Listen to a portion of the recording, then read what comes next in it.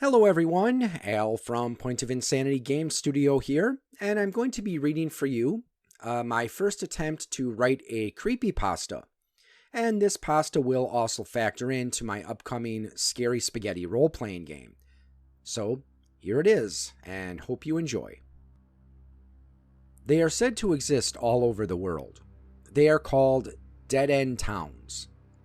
Not many people know about them, and perhaps that is for the best. I would have never thought I would believe in them until shortly after my 15th birthday. Moving to a new town as you begin your freshman year in high school can be hard. My parents moved west after my mother accepted a teaching job. My father was a welder, so it was easy enough for him to find employment. We moved to a small town. It wasn't particularly rural, just on the edge of a larger city. You try to make new friends and find acceptance with your new peers. That can be challenging enough. But perhaps the easiest way to do this is by accepting a stupid dare, especially when said dare involves the paranormal. We lived in a decent area. There were a lot of average homes there, most of which were probably built in the 50s or 60s. A few kids from school lived in the neighborhood. It was during a walk home that one of the older kids, a junior named Scott, asked me if I ever heard of the dead-end town. I replied I wasn't familiar with the term. He was nice enough to explain. There was a local legend that neighborhoods with a dead end held a special property. Supposedly, if you walk to the dead end after sunset and arrive at just the right time, you can enter a parallel dimension. Once you got there, all you would have to do is close your eyes, clear your mind, and take 17 deep breaths. On the last breath, you turn around, and when you open your eyes, you will find yourself in a different place. Naturally, I had my doubts, and I asked if he knew this was true. He said of course it was true because he had performed the ritual himself. He even agreed to meet me at the entrance to my subdivision at sunset to prove it. It was Friday, so I knew my parents wouldn't object if I told them I was going by a friend's house that evening, so I agreed.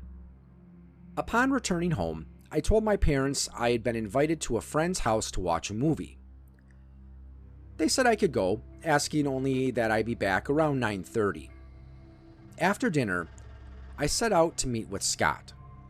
To my surprise, he was there. I thought for sure he was pulling my leg and intended to stand me up. But he was not alone. He had 3 other upperclassmen with him. I was suspicious, but seeing as I never had any negative interactions with the 4 youth before me, I thought nothing of it. We set out towards the dead end in our neighborhood. Scott said that during the walk we needed to remain completely silent and to focus on the task at hand, so I did as I was told. The walk took about 10 minutes. When we got to the dead end, I did as instructed. I closed my eyes, cleared my mind, and took 17 deep breaths. As I turned around and opened my eyes, I did not find myself in a strange new world, but rather the same place with 4 upperclassmen laughing at me. They mocked me for being so stupid enough to believe in a nonsense tale, and ran off. Humiliated, I walked home in silence and told my parents that my friend was sick, so we had to cancel. Still, there was a part of me that wanted to believe. I did feel something strange as I attempted the ritual. I decided to try again the next evening. Did I walk too quickly? Maybe I walked too slowly. I don't know, but I decided to try again. As the sun began to set, I told my parents I was going for a walk. Once again, I walked in silence towards the dead end of my neighborhood. When I arrived, I did as before. I cleared my mind, closed my eyes, took 17 deep breaths, and turned around. To my fear and amazement, when I opened my eyes, I saw before me was not my neighborhood, but an entirely different place. The sky was darker, as if some time had passed. I felt uneasy.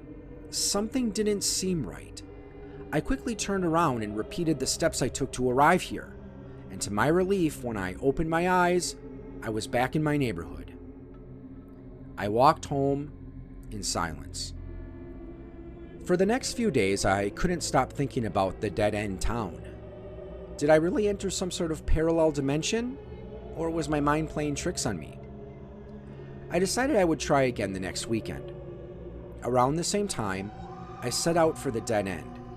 After performing the same set of motions, I once again found myself in the mysterious town. Looking around, I swore I saw something moving around out of the corner of my eye. It was a shadowy figure, not quite like an animal, but certainly not like a man. I chalked it up as my mind playing tricks on me and moved onward.